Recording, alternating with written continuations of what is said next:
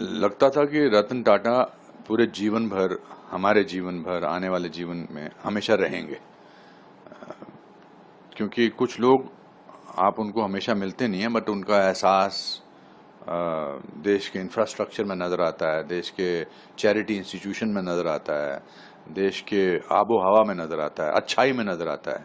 तो आज मैं कहूँगा कि देश ने अपना एक रत्न खो दिया है और उनका नाम था रतन टाटा। मेरी मुलाकात उनसे कुछ साल पहले लंदन में हुई थी। बकिंगम गेट में उनका एक ताज का होटल है, तो मुझे मिले थे और 5-7 मिनट तक बात करते रहे और फिर बोले कि आई लाइक योर कॉमेडीज़, आप I laugh when I see you sometimes, not very often but rarely I saw 1 or 2 comedies. But उसके अलावा आई थिंक किसी इंसान को अगर अपना आदर्श बनाना है तो उसमें रतन टाटा सबसे ऊपर नंबर पर आएंगे। चाहे वो चैरिटी के नाम पर हो, चाहे वो गिविंग के नाम पर हो, चाहे वो प्रिंसिपल्स के नाम पे हो, चाहे वो अनुभवों के नाम पर हो, और किस तरह से क्वाइटली काम अच्छा करना चाहिए।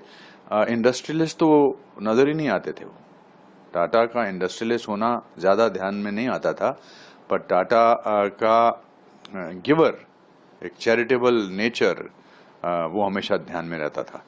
हमारे यहाँ तो मुहावरा था ना कि अपने आप को टाटा पर समझता है क्या, तो ये वैसे टाटा हैं जिनको कभी टाटा करने का दिल नहीं करेगा। बट उनकी लेगेसी अच्छाई की, गुडनेस की, चैरिटी की, प्रिंसिपल्स की, ऑथेंटिसिटी की, आई थिंक हमारे लिए एक प्रेरणात्मक स्रोत रहेगी। और उनका नाम हमेशा भारत में नहीं बल्कि पूरे विश्व में रोशन रहेगा, because he is a symbol of goodness. He is a symbol of efficiency. He is a symbol of principles. So वो याद दिलाते रहते हैं कि ये इंसान जो है ऐसा, अगर मैं 10% भी बन सकूं तो मैं अपने आप को बहुत ही खुश नसीब समझूंगा। बहुत बड़ी बड़ी कार कंपनियों के मालिक, पूरे देश में इतना इंफ्रास्ट्रक्चर उनका, और एक अचानक एक ताज में एक छोटी नैनो में रतन टाटा जी आए अभी पिछले कुछ दिनों में। मैंने तो उनके इतने इतने किस्से सुने हैं कि वो अपनी गाड़ी में, छोटी गाड़ी में आते थे, कोई ऐसा उनका ऑफिस नहीं था, तो सिंप्लिसिटी, छोटा घर भी छोटा था। हाँ बिल्कुल, सिंप्लिसिटी का इससे बड़ा उदाहरण कहीं हो ही नहीं सकता है। अब मैं ये कहना चाहूँगा कि रतन टाटा जी ने अपनी अमीरी का एहसास तो हमें कराया ही नहीं, क्योंकि उन्होंने अपनी अमीरी का एहसास नहीं कराया, तो इसलिए हमें अपने छोटे होने का एहसास कभी नहीं हुआ। वरना Taj group of hotels, Taj properties, Taj finance, Taj ये गाड़ियाँ, कितनी सारी चीज़ें हैं। और मैंने अभी सुना है कि सबसे ज़्यादा चैरिटी में वही देते थे।